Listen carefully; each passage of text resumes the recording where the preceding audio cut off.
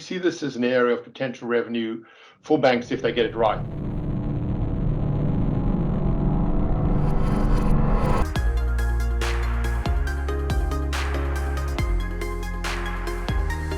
Hello, and welcome to Empowering Digital and Banks, where in 10 minutes or less, we discuss how today's banks and financial services firms can overcome typical hurdles that stand in the way of getting the digital fundamentals right.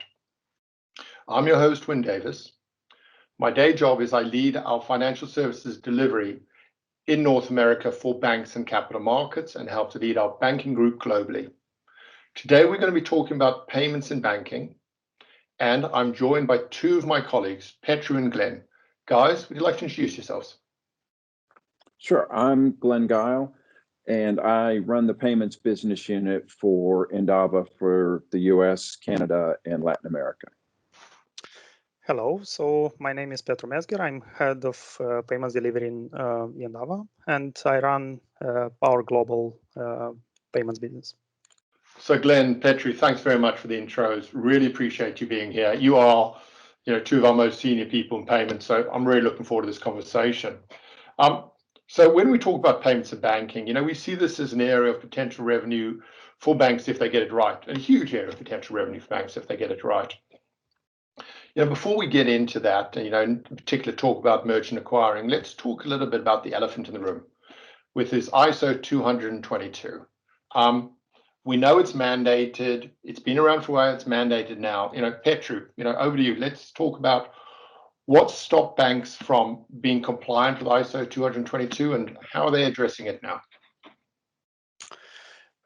So that's a great question. So first of all, ISO 2022, it's been for a while here in the market, and it's driven mainly by SWIFT, which is asking now everyone that wants to be part of SWIFT going forward to migrate to ISO 222 in Europe by November this year and US 2023, with the aim to migrate everything into the new format by 2025. So that's a major shift that comes from the SWIFT, which is the global player in cross-border payments.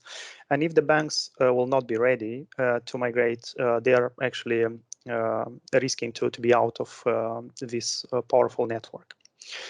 So what's stopping the banks is the fact that they have very old technologies and multiple systems in their enterprise payment hubs.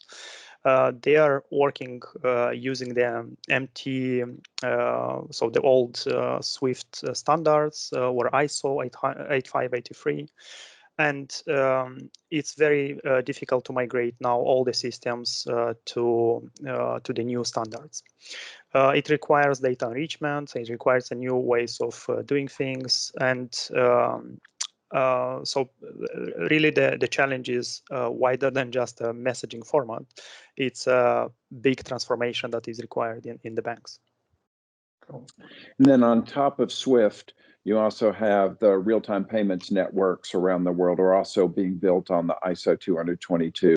And in the US, the clearinghouse and both the FedNow, they're all being built on that ISO 222 standard. So it's become the way that banks are going to communicate. So 8583 is going away, or should have already gone away, but is now officially going away, and 222 is coming into play. And the question is how to get there.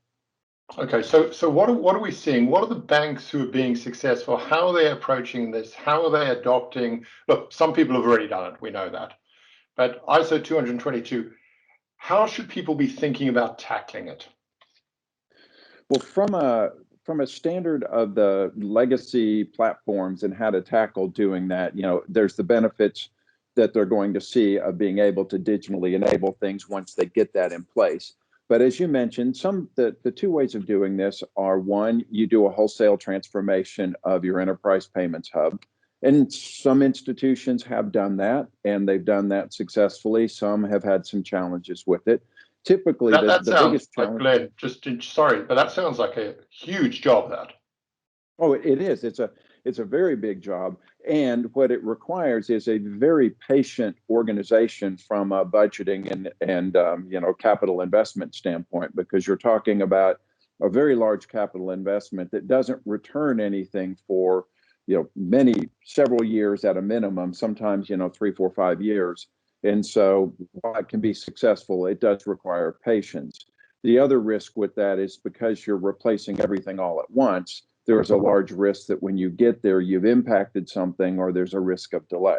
So another approach that we've seen successful that I think more banks are taking on and institutions is to break it apart in components. Because ultimately, when you're replatforming, you're going to be in services or microservices. So start looking at that current platform and see what can be broken off into a new service that could run standalone, run in parallel with the existing platform, and then you start breaking off more and more of it. At the end of the day, it may take the same amount of time, maybe slightly longer from point A to point B, but you're seeing success along the way. So you're seeing a return on the investment that you don't see with the kind of the big bang approach to it. So look, I think ISO 222 sounds like a really big challenge for the industry. We know from what you, Petru and Glenn, have shared with us that it's really important that they start replacing the legacy. Can we just dive into that a little bit? How should they go about replacing the legacy?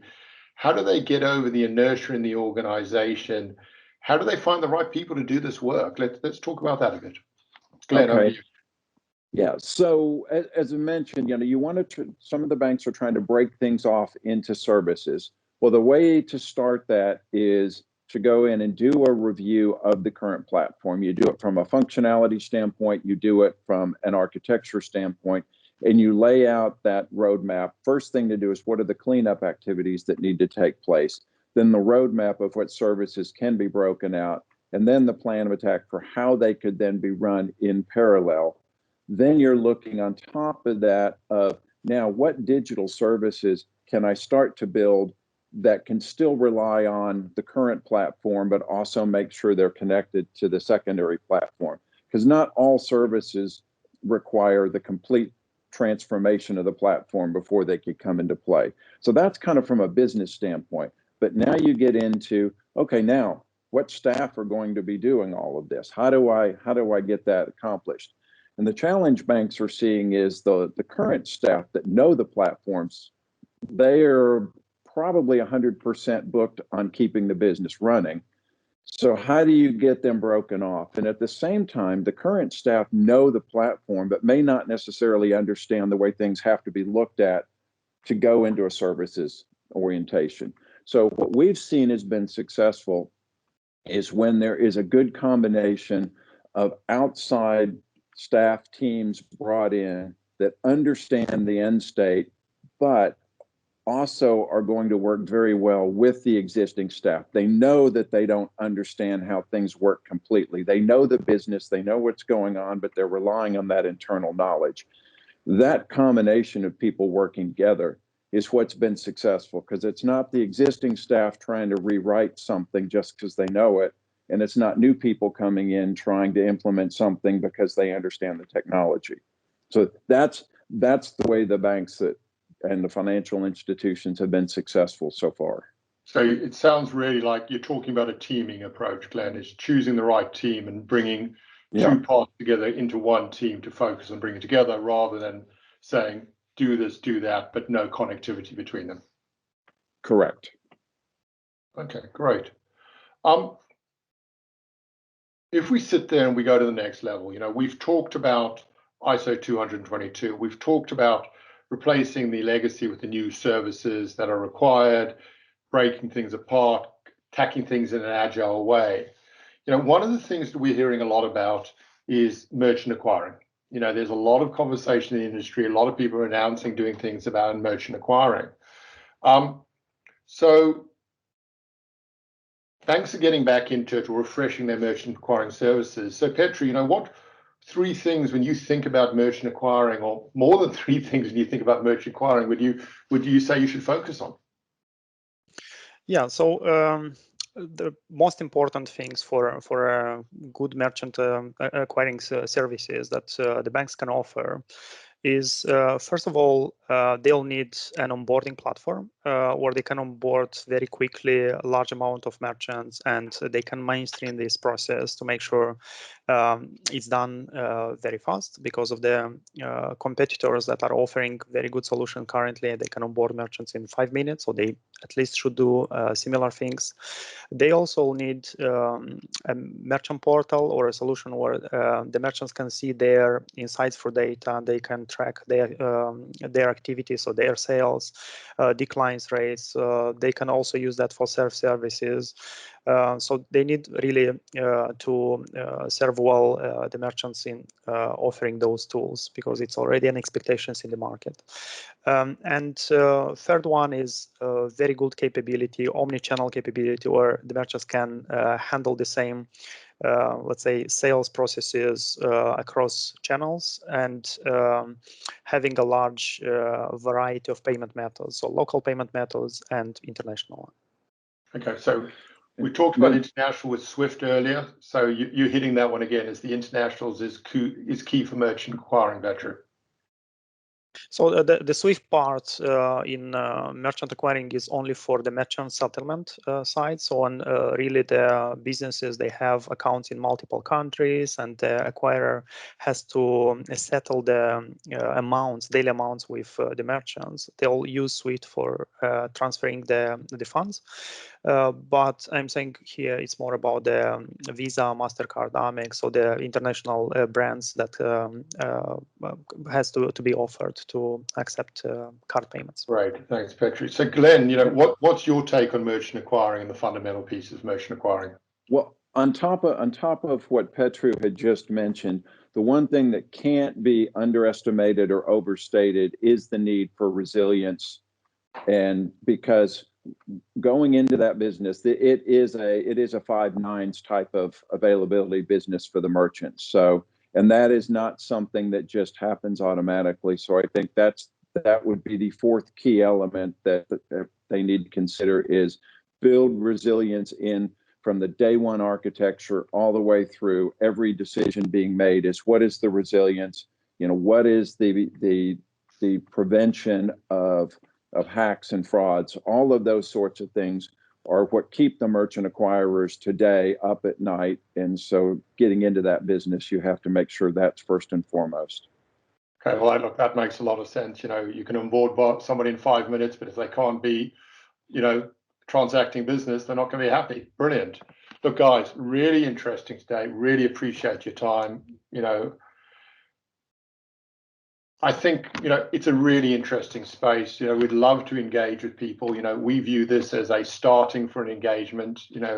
This is us trying to engage with the industry. Please do comment and add things on, in our commentary section if you're able to.